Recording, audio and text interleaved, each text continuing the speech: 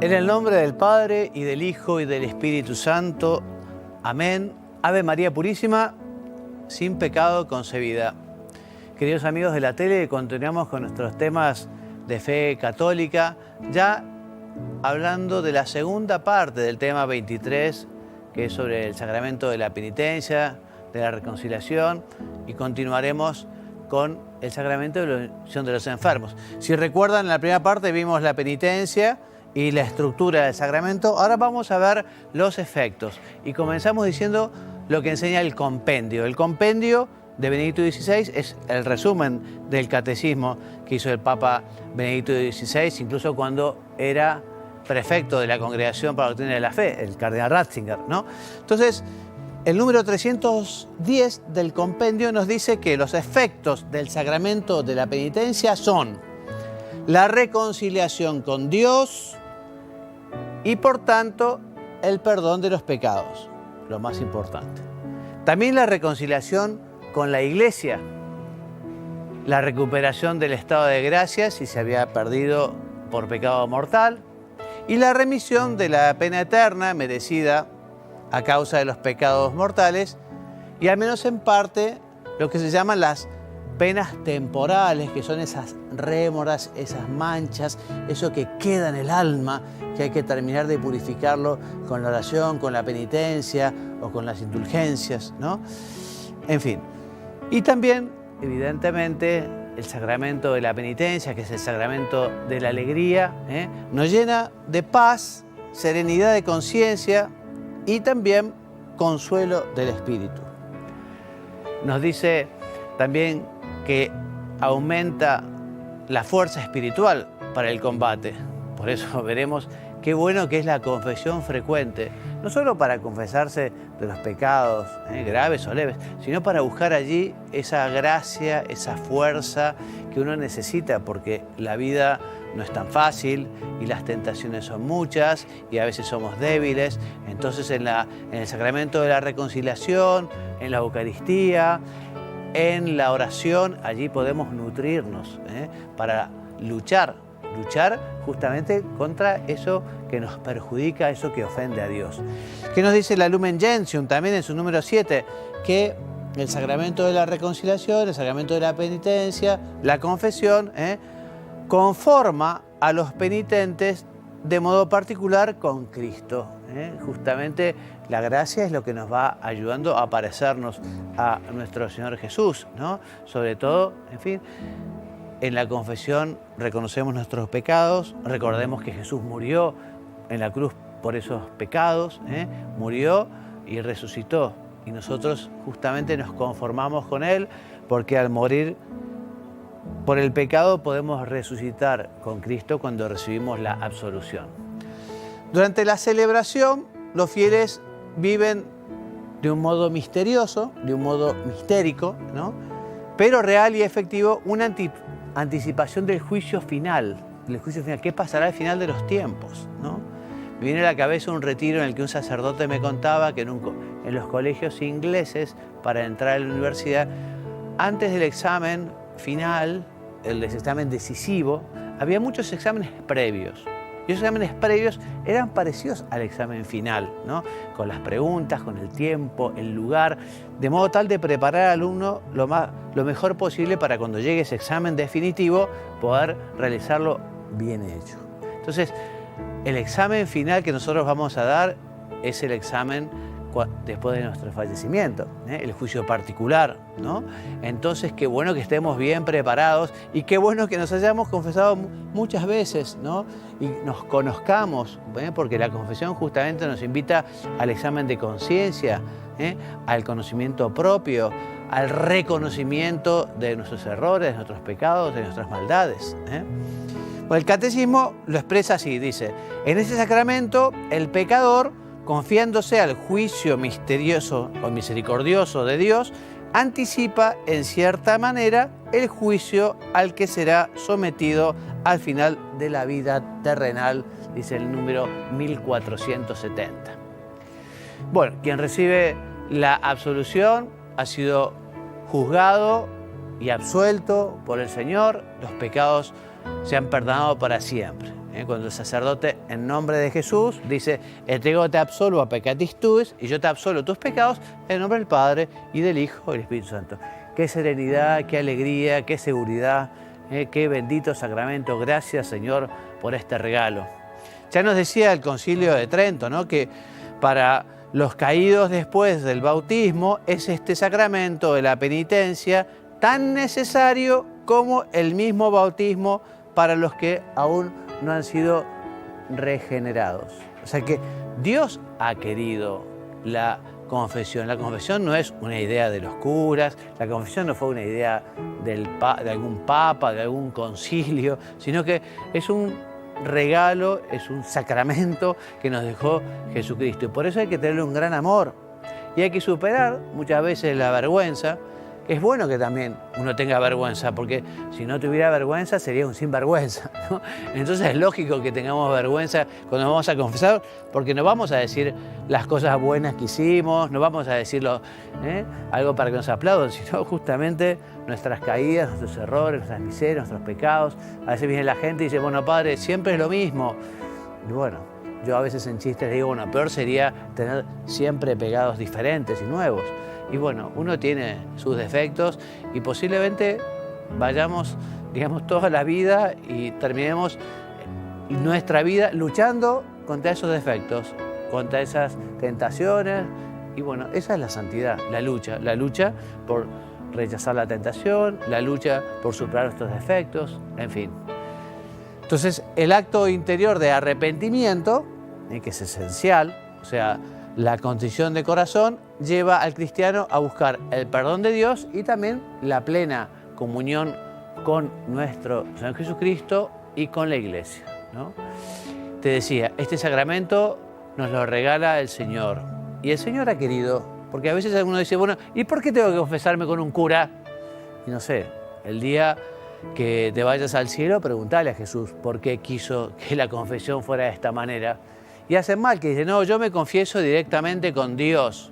Bueno, seamos un poco más humildes y si el Señor ha querido este camino para el perdón, y vayamos por este camino que nos ha indicado Él, ¿no? Y de hecho, justamente el acto de arrepentimiento, el acto de contrición, tiene que llevar justamente al deseo de confesarse también, ¿no? Por eso repito, es la vía ordinaria, no es la única, porque Dios puede también perdonar sin que uno se confiese, ¿no? Pero la vía ordinaria para obtener el perdón y la remisión de los pecados graves cometidos por el bautismo es la confesión. Nos dice el Papa San Juan Pablo II en su exhortación apostólica post-sinodal preciosa, reconciliación o reconciliatio e penitencia. Entonces, el cristiano pecador que desee la reconciliación, repetimos, debe pues no solo arrepentirse interiormente, sino que además, ¿no?, reconocer que necesita el perdón divino a través del sacramento de la reconciliación, realizando lo que Dios ha pedido, lo que Dios ha mandado, lo que Dios ha dispuesto, ¿no? Para quien ha pecado gravemente después del bautismo, no hay dos vías distintas para conseguir el estado de gracia, como si una vía fuera la contrición del corazón y la otra vía fuera el sacramento de la penitencia. No, no, no. Las dos se identifican. Repetimos, la verdadera contrición incluye siempre el deseo de recibir el sacramento de la penitencia, el sacramento del perdón, el sacramento de la confesión. Por eso repetimos de vuelta, esto va a quedar muy claro, ¿no?, que un arrepentimiento de los pecados unidos al rechazo de confesarlos al sacerdote sería incongruente porque es Dios mismo quien ha querido que utilicemos este medio. En este sentido, también el Catecismo, en su número 1457, dice que quien tenga conciencia de hallarse en pecado grave, o sea, en pecado mortal, o sea, cuando uno ha roto esa relación con Dios, no comulgue el cuerpo del Señor sin acudir antes a la confesión sacramental, a no ser que haya un motivo grave, no haya posibilidad de confesarse, y en ese caso que tenga presente que está obligado a confesarse cuanto antes y haber hecho previamente un acto de contrición perfecta.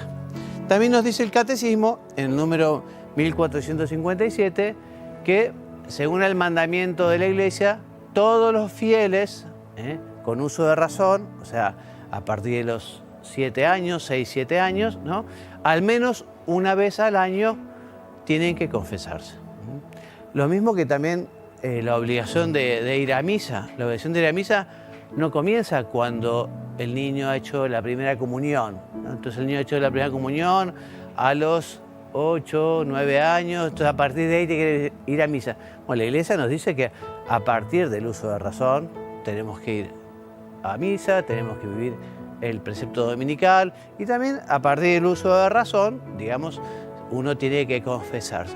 Son cosas que a veces la gente no sabe, no conoce, son cosas que hay que enseñar, por eso que es importante, no sé, toda la formación de los padres y todo ese acompañamiento a los niños también desde chicos, para que vayan naturalizando el recibir el sacramento, el recibir la absolución, el ir a confesarse. Nos dice el Catecismo en el número 1458, sin ser estrictamente necesaria la confesión de los pecados veniales, sin embargo se recomienda vivamente por la Iglesia. O sea, obligación estricta, hay que confesar los pecados graves, los pecados mortales, los pecados por los que hemos perdido la gracia de Dios. Pero es sumamente conveniente confesarse de los pecados veniales, o sea, esos pecados que no son mortales, que no son graves, que no cortan la relación con Dios, que no nos hacen perder la gracia, pero justamente confesarse esos pecados vamos a recibir una gracia especial para luchar contra ellos, contra ese defecto. También además nos ayuda a formar la conciencia, ¿no? Nos ayuda a dejarnos curar por Cristo, nos ayuda a progresar en la vida interior, en la vida del espíritu, ¿no? Bueno, el ritual de la penitencia nos habla también de la invitación a la confesión frecuente. La confesión, te lo decía, ¿no?, la confesión frecuente, ¿no?, porque justamente nos ayuda a crecer en la gracia, a tener mayor fineza, digamos, de espíritu, a tener mayor sensibilidad. Qué bueno que también la confesión frecuente vaya acompañada de la dirección espiritual, ¿no?, que un sacerdote nos conozca, que nos vaya aconsejando con algunas lecturas, con algunos textos, en fin. Esta confesión frecuente no se trata de una mera repetición ritual ni de un cierto ejercicio psicológico, sino de un constante empeño en perfeccionar la gracia del bautismo que hace que tal forma nos vayamos conformando a Cristo, nos vayamos pareciendo al Señor, nos vayamos haciendo santos. Bueno, y antes de comenzar con el siguiente tema, con el siguiente sacramento, antes de empezar con la unción de los enfermos, vamos a hacer un corte y vamos a escuchar al Papa Francisco lo que nos dice sobre la unción de los enfermos. Queridos hermanos y hermanas, en la catequesis de hoy hablé de la unción de los enfermos, que es el sacramento de la compasión de Dios con el sufrimiento del hombre. La parábola del buen samaritano expresa el misterio que se celebra en este sacramento. Jesús se acerca a quien sufre y lo conforta con el aceite del consuelo y el vino de la esperanza. Luego lo lleva a la posada que representa la Iglesia, a la cual Cristo lo confía. Jesús enseñó a sus discípulos a tener su misma predilección por los enfermos y necesitados, y les confió la tarea de atenderlos en su nombre por medio de este sacramento. La unción de los enfermos nos ayuda a ampliar la mirada frente a la enfermedad y saber que no estamos solos, que el sacerdote y la comunidad cristiana sostienen al enfermo y al que sufre. Por eso es importante llamar siempre al sacerdote cuando hay un enfermo. No hace falta que esté grave y que esté muriéndose, llamarlo antes. tal manera que el sacramento lo fortalezca, el Señor lo ayude a soportar la enfermedad, lo alivie y lo reconforte. Es un consuelo muy grande la presencia de Cristo en la enfermedad, que nos toma de la mano y nos recuerda que le pertenecemos a Él y nada nos puede separar de Él. Bueno, ya escuchamos muchas cosas muy lindas y muy importantes sobre la unción de los enfermos, en la voz, en las enseñanzas del Papa Francisco. Bueno, vamos ahora a lo nuestro y comenzamos diciendo que la unción de los enfermos es uno de los 7 sacramentos instituidos por nuestro Señor Jesucristo, que de alguna manera está insinuado como tal en el Evangelio de San Marcos, en el capítulo 6, pero sobre todo está promulgado por el apóstol Santiago. En el capítulo 5 de su carta nos dice: ¿está enfermo alguno de vosotros? Llame a los presbíteros de la iglesia, que oren sobre él y le unjan con el óleo en el nombre del Señor. Y la oración de fe salvará al enfermo, y el Señor hará que se levante, y si hubiere cometido pecado, le serán perdonados. O sea, aquí queda muy claro cómo desde el principio también esa recomendación de aprovechar este bendito sacramento para el paso de la vida con minúscula a la vida con mayúscula, el paso de la tierra al más allá, a la eternidad. Esta tradición viva de la Iglesia se vio reflejada en los textos del magisterio, ¿no? Y siempre la Iglesia ha enseñado que este es uno de los 7 sacramentos. Este sacramento lo quiso Jesucristo para ayudar a las personas cuya vida peligra por una enfermedad grave o también porque es mayor. O sea, el sacramento de la unción de los enfermos, el sujeto, ya lo veremos, son las personas mayores o las personas que tienen alguna enfermedad.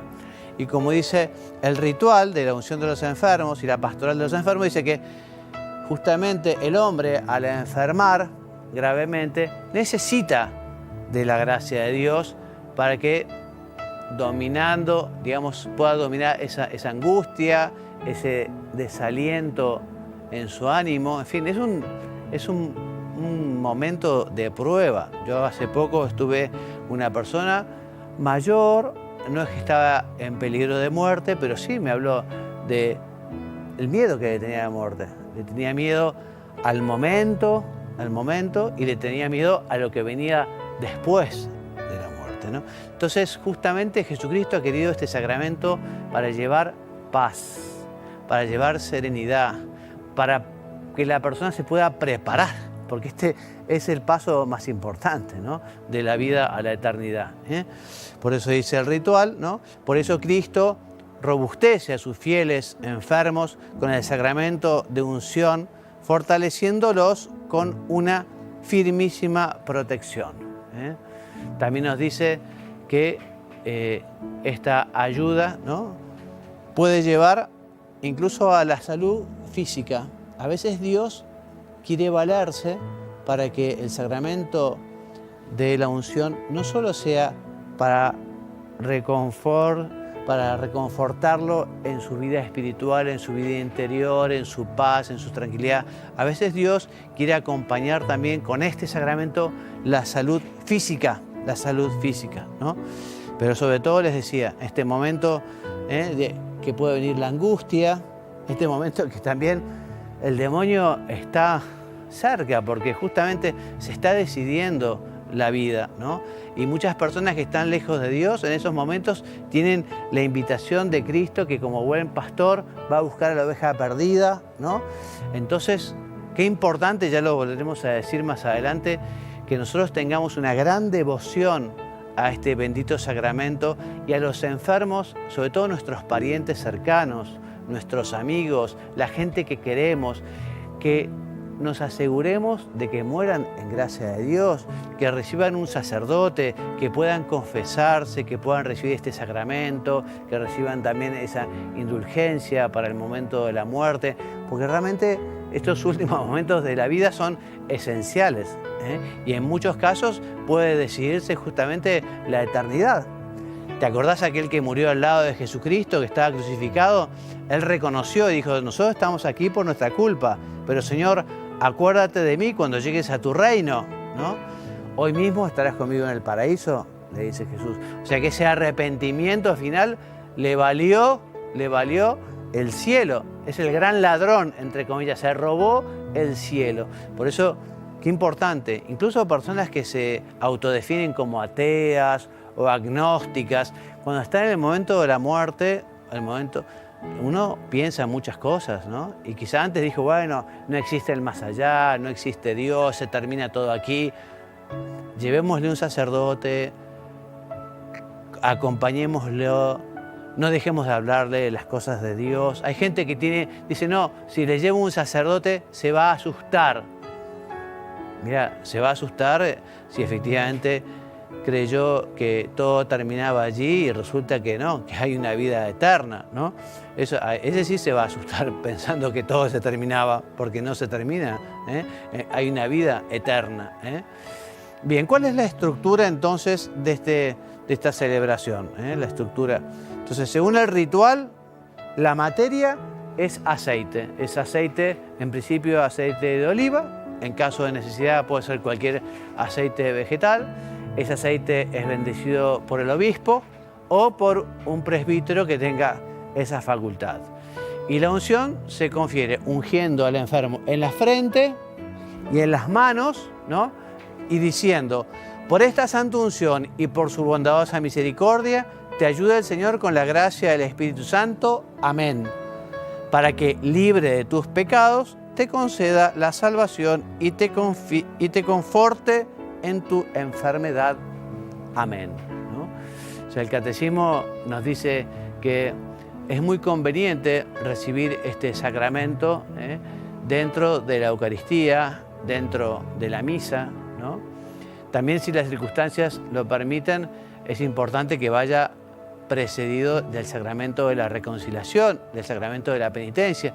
Es un sacramento que se tiene que recibir en gracia de Dios.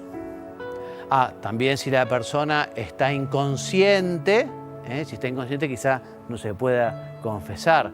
Y si la persona ha sido cristiana y no ha rechazado explícitamente, ¿no?, la fe o a Dios o a la iglesia, bueno, se le da la unción de los enfermos, aunque quizá no esté consciente.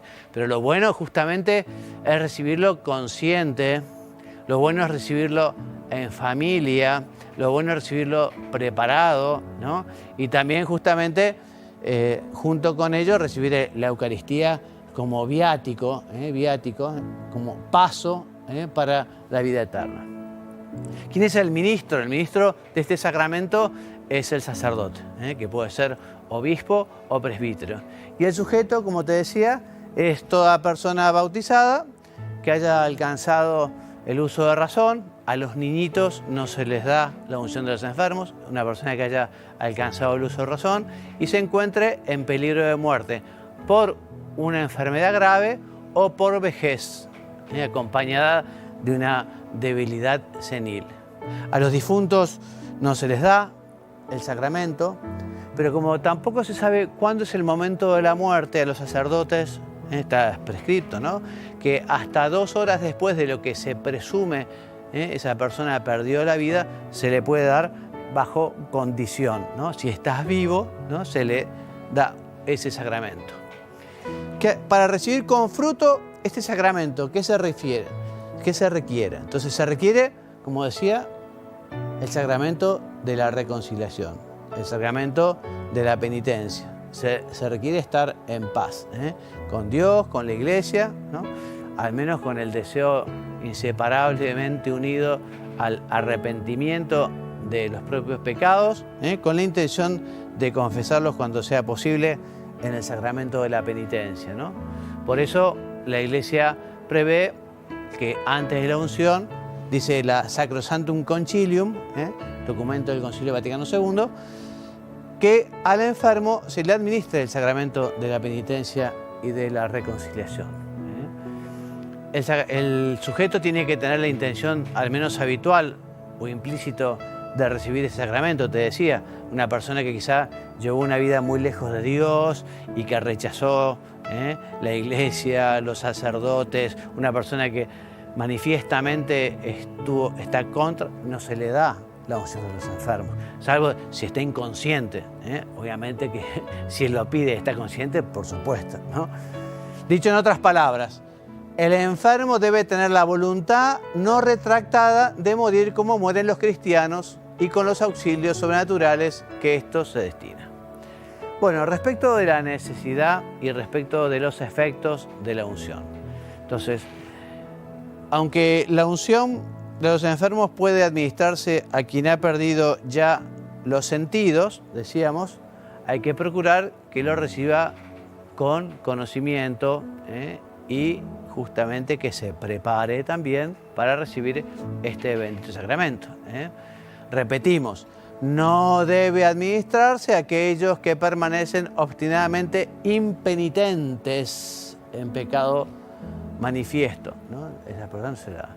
Y si un enfermo que recibió la unción recupera la salud, se puede volver a darle el sacramento si recae en esa enfermedad o tiene otra enfermedad distinta. Se puede repetir el sacramento, ¿no? Puede ser reiterado, dice el canon 1004, párrafo 2 del Código de Derecho Canónico. Y también dice el Código, en el canon 1005, en la duda sobre si el enfermo ha alcanzado el uso de razón, o si sufre una enfermedad grave, o si ha fallecido ya, en la duda se le da el sacramento. En la duda se le da.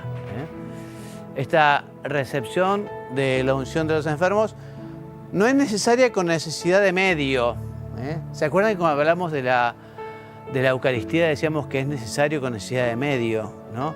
Bueno, no es necesario con necesidad de medio, pero evidentemente quien tiene amor a Dios, a la Iglesia, a Jesucristo, a los sacramentos, una persona que tiene fe y aprovechará justamente este bendito sacramento que nos ha regalado Jesucristo, porque tiene justamente una gran eficacia para la salvación.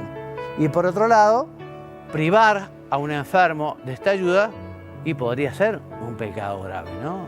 Fíjense ustedes, quizá alguien que quisiera recibirlo incluso y que en la familia no quieran que lo reciba. Bueno, no sé si ha sucedido esto alguna vez, pero puede ser, y puede ser muy triste, y puede ser grave también, por esa decisión de privarle al pariente, al amigo, al enfermo, ¿no? Por eso también quienes trabajen en los hospitales, quienes estén en temas con los ancianos, recuerden que hoy la costumbre, la inercia es, ocultar el dolor, ocultar la muerte, aislar la enfermedad, ¿no? Entonces, justamente nosotros, sin miedo a la vida y sin miedo a la muerte. Un hombre de fe sabe que somos peregrinos, que estamos de paso y tenemos que ayudar a las personas a que den ese gran paso. Por eso, quienes están vinculados con los hospitales, con los geriátricos, ¿no? Tienen que tener esa sensibilidad y esa fe para tratar de que esas personas en riesgo, reciben el sacramento, ¿no? Por eso dice aquí el texto, todos, en particular los cristianos que trabajan en ambientes hospitalarios, deben hacer un esfuerzo para que no les falten a los enfermos internados los medios que dan consuelo y alivio al cuerpo, al alma, el que sufre. Y entre estos medios está, además de la penitencia y el viático, este sacramento bendito de la unción de los enfermos. Vayamos a los efectos. Los efectos que, justamente es una maravilla los efectos que tiene el sacramento, ¿no? Por un lado, nos ayuda a estar más íntimamente unidos con Cristo, a su pasión, ¿no? unidos a Cristo, paciente, sufriente. También tiene como efecto el consuelo, la paz, el ánimo para vencer las dificultades, los sufrimientos propios de la enfermedad. También nos cura las reliquias del pecado y el perdón de los pecados veniales, así como los mortales en caso de que el enfermo estuviera arrepentido, pero no hubiera podido recibir previamente el sacramento de la reconciliación. También ese sacramento nos ayuda a restablecer la salud del cuerpo, si es la voluntad de Dios. Dios a veces quiere vincular la salud corporal con este sacramento, ¿no? Y respecto de esa preparación, ¿no?, para el paso a la vida eterna, en este sentido dice el Catecismo, esta gracia es un don del Espíritu Santo que renueva confianza y la fe en Dios y fortalece contra las tentaciones del maligno, especialmente la tentación del desaliento y de la angustia ante la muerte. Por eso, y terminamos, si tenés algún pariente cercano, si tenés algún amigo, algún vecino, alguien que esté ya mayor o enfermo, anda a hablar un poco de estos temas y llévale un sacerdote para que justamente pueda reconciliarse con Dios, pueda confesarse, pueda comulgar, pueda recibir la unción de los enfermos. Bueno, como siempre, la bibliografía básica es el Catecismo de la Iglesia Católica y como bibliografía complementaria, Ángel García Ibáñez, un tratado histórico-teológico sobre la penitencia posbautismal, ¿no?, y el libro de Félix Arocena, Penitencia y Unción de los Enfermos. Como siempre, van a encontrar los programas anteriores en el sitio web de la tele, www.latele.com.pe, y también en YouTube e Instagram. Bueno, me despido hasta la semana que viene. Que Dios los bendiga y los haga muy santos. Amén.